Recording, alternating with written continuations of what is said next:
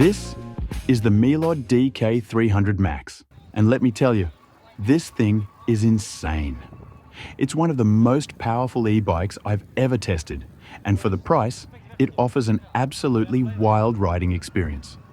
But it's not perfect, and there are definitely a few things you should know before buying.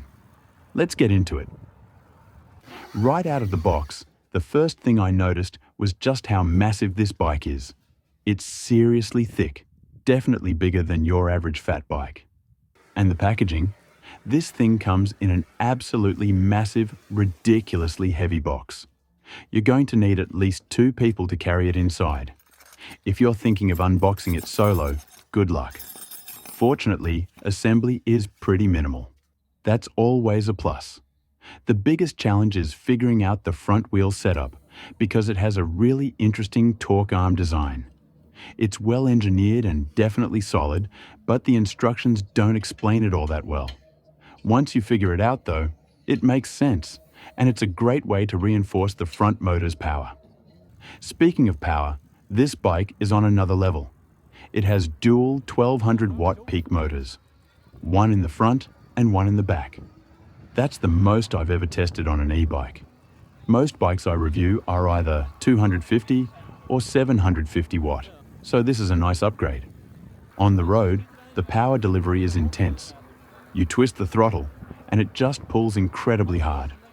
The acceleration is borderline ridiculous for an e-bike in this price range. It's smooth but aggressive, and honestly, I love how it rides. It feels very planted, the handling is stable, and it grips the road well, thanks to the grippy 20x4-inch street tires. The throttle tune is something debatable. It's pretty touchy, and a bit too rough in my opinion. It could be a bit smoother. This is mostly the case for speeds under 30 km per hour. I also want to add that going below 30 km per hour on this bike is actually a challenge.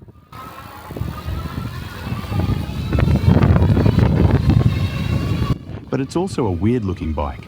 I mean, it looks sick, but something about the proportions is a bit off. The rear swing arm is way longer than usual, which gives it an elongated appearance. It's not a bad thing, just something that stood out to me. It definitely turns heads though. Now, let's talk about the battery setup.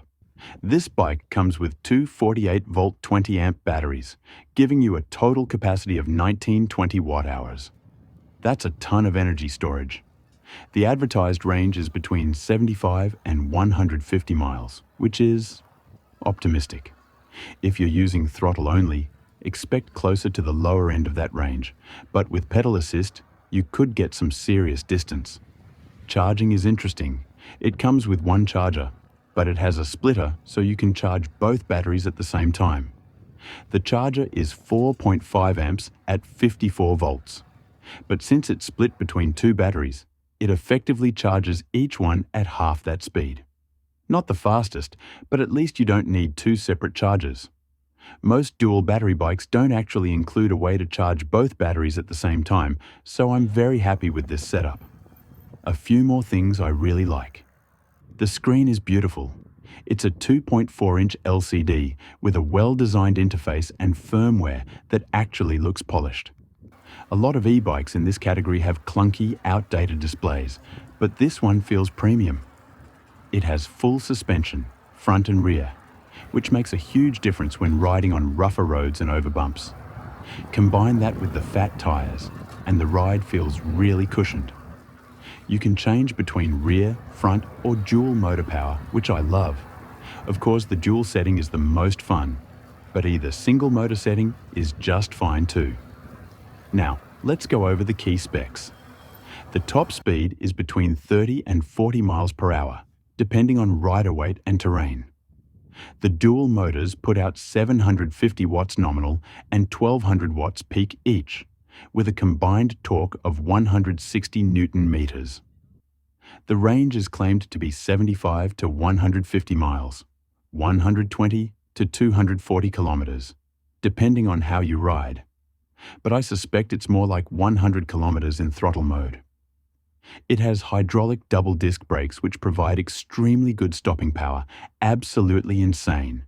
You literally stop instantly, so be careful using them.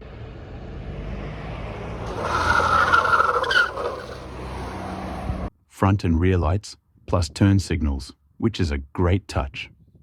A Shimano 7-speed drivetrain, nothing special here. I would have liked to see more gears because over 30 kilometers per hour, paddling is pretty much useless. IP65 water resistance, so it can handle some wet conditions. And finally, the total charge time is about 8 hours if you charge both from the included charger. So for the legality. Here in the Netherlands, the 2,400 watt of peak power are illegal by a factor of 10, and the throttle is a definite no-go if you ask the authorities. So keep that in mind. I ride on the Dutch streets without a worry, but in theory, I could get a hefty fine riding it. So, what's the verdict? Honestly, for the price, which is around 2,000, this thing is crazy. The power is next level, it rides great, and the overall design, while a little odd, is definitely cool. The only downsides? It's extremely heavy, the manual could be better, and the battery charging speed isn't the fastest. But if you're looking for an affordable, high-performance dual-motor e-bike, this is absolutely one to consider. What do you think? Would you ride this beast? Let me know in the comments. Thanks for tuning in, and a big shout out to Meelod for letting me try out this bike. If you're interested in checking out the DK300-MAX, there's a link in the description below. Until next time, make sure to ride far, ride fast, and ride forward. Cheers.